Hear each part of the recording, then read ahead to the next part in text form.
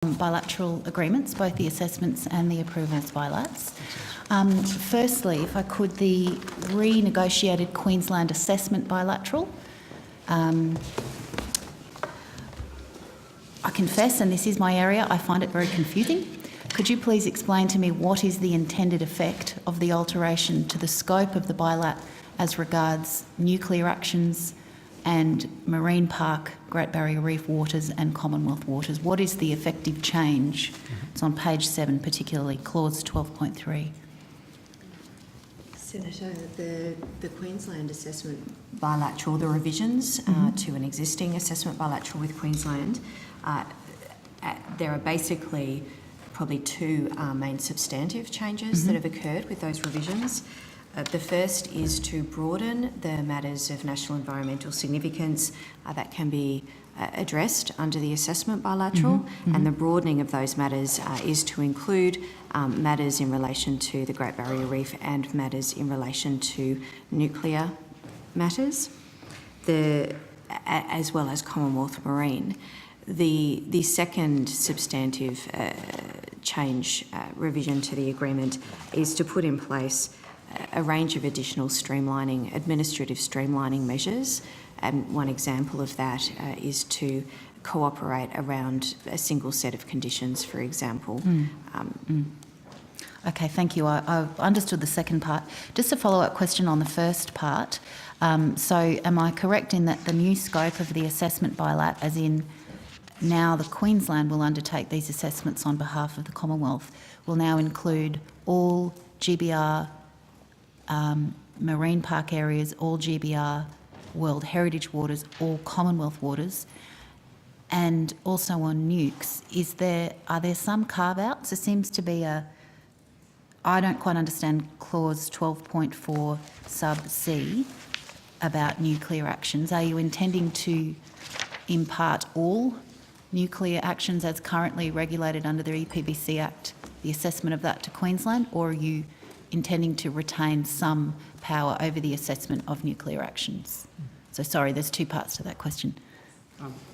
Senator, the provision in 12.4C effectively replicates a provision in the Act that prohibits the Commonwealth Minister, in fact, approving those type of actions, and in fact those type of actions being assessed under the Act as well. So it just replicates an existing carve-out in that under it the gives EPBC it all to Act. Queensland, or that it doesn't give it to Queensland? It doesn't give it to Queensland, it carves it out of the agreement. It doesn't. It doesn't? That's right. Okay, so you are retaining the assessment of all aspects of nuclear actions that are currently regulated federally? No, Senator, that provision effectively prohibits those types of actions, talking about a nuclear power plant, an enrichment plant, that type of thing. They cannot be approved under the EPBC Act. There's no role for an assessment or approval of those types of activities. Well, that's what the Act EPBC says. Why does that need to be reflected in the agreement? Is this seeking to make any change to what the Act says? What are you trying to do with nuclear? No, not in that respect, Senator. I think for the purpose of clarity, that's there just to make that right, okay, so the Commonwealth will still retain its complete role over the assessment and approval of any nuclear actions, be they prohibited or not, by the terms of the Act, and the state cannot have any role in assessing or approving that. Is that correct? No, Senator, maybe I'm confusing things a little. I apologise. That provision relates to a subset of nuclear actions that cannot be approved under the EPBC Act. Uranium mining and other types of mining that involves radioactive products and decay products of uranium, for example, those things can be assessed and approved under the EPBC Act. By whom? Approved by the Commonwealth Minister and assessed under this agreement by the state. Thank you. That's what I was trying to get at. So this does give away the assessment of uranium mining to Queensland, where previously it allows the yes, it allows the state to undertake those assessments subject to the agreement. Wouldn't you call that a substantive change? When you listed your two substantive matters, the fact that you'd be delegating uranium assessments back to a state government, you didn't list that as a matter that you thought was worth drawing to our attention as substantive. Senator, when I talked about the major substantive changes, one of them was to broaden the matters of national environmental significance that can be assessed under the Queensland assessment bilateral. And when I mentioned nuclear, I had intended to include the nuclear matters that can be assessed by the Commonwealth, and under this assessment bilateral, once it is finalised by the state, which does include uranium mining under the EPBC Act. Can I just ask one supplementary and then take you back? Is this seen as a model for future relations with other states, including WA, for example, where there are live assessment processes afoot? Senator, the policy is to broaden, wherever we can, broaden assessment bilateral agreements with states and territories, or if there isn't an existing assessment bilateral agreement, to put one in place. So the example in relation to WA, we'd be looking at options for broadening their current assessment bilateral agreement. Okay. Thanks, Scott. On that second aspect of the change about the single set of conditions, can I ask if it's known as yet who will be enforcing those conditions? Is it intended that the Commonwealth would be my sense from the agreement is that the intention is that the state will be implementing most of the conditions and the Commonwealth will be only tacking on what can't be done by the state. Who will be responsible for the enforcement of this single set of conditions? Does that mean that there will be no federal conditions and no more enforcement by the feds or by the community to hold the feds to those conditions?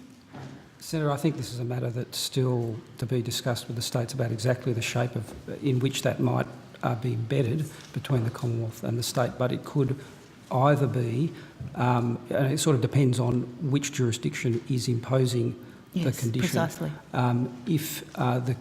If the conditions were imposed by both jurisdictions and consolidated in a single condition document, then the obligation to enforce the condition remains with the jurisdiction that imposes it. If it is wholly a condition that the state imposes or that the Commonwealth imposes, then that jurisdiction would retain responsibility for the enforcement. Okay, well, we're obviously paying close attention to what conditions the federal government will retain the application of and therefore the enforcement of, so I trust you're advising the Minister appropriately around that.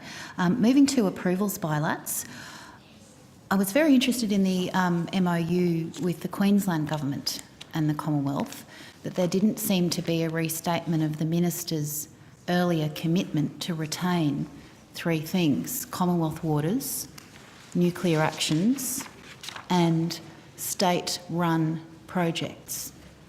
Has there been a policy change? Why are those, what we thought, carve-outs that would be retained by the Commonwealth, why are they not reflected in the MOU?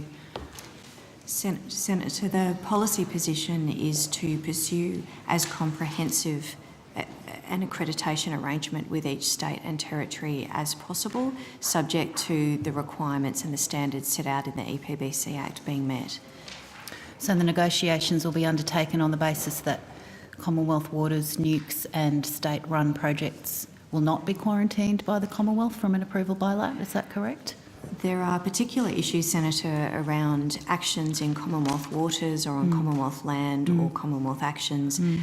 Those matters are within Commonwealth jurisdiction. So we're anticipating the Commonwealth will retain a role in relation to those matters where there's Commonwealth jurisdiction. Well, there's currently Commonwealth jurisdiction over all matters of national environmental significance, so if that's your logic, you wouldn't hand off any of them. I don't want to verbal you. Am I clear that you will attempt to retain Commonwealth land and water, but will not attempt to retain jurisdiction over state-run projects? Senator, in relation to other matters, we'll be doing a very detailed analysis of the processes that each state and territory puts forward for accreditation. We're yet to have the detailed discussions with each state and territory about which processes we'll be looking at in relation to the approvals bilateral agreements.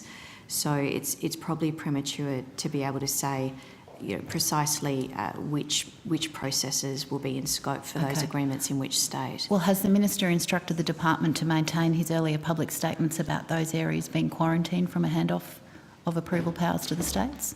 Or has the Minister not instructed the department to keep those areas? Senator, I think I've already said that the policy position is to pursue as comprehensive an approach as possible, and we're yet to have the detailed discussions about which particular processes we may be looking at for accreditation. So I'll just follow up on that, Senator. It will also depend on the nature of the assurance that can be provided around those issues. Say on state projects that the transparency and governance arrangements are adequate, and that provides public assurance. So there are a range of questions that will come to in discussion with the states, individual states, around these matters.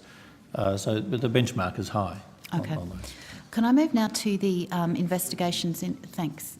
All right, can I move very quickly to the investigations into Whitehaven Coal and the allegation that they provided false and misleading information in their referral about the availability of offsets? Can I ask where that investigation is at? It's been on foot for about 9 months now. Can we have an update, please?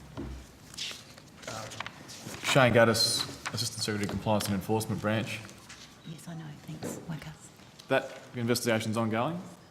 We don't normally provide comment on ongoing active investigations. I would expect to see some progress before the end of the year on that particular matter.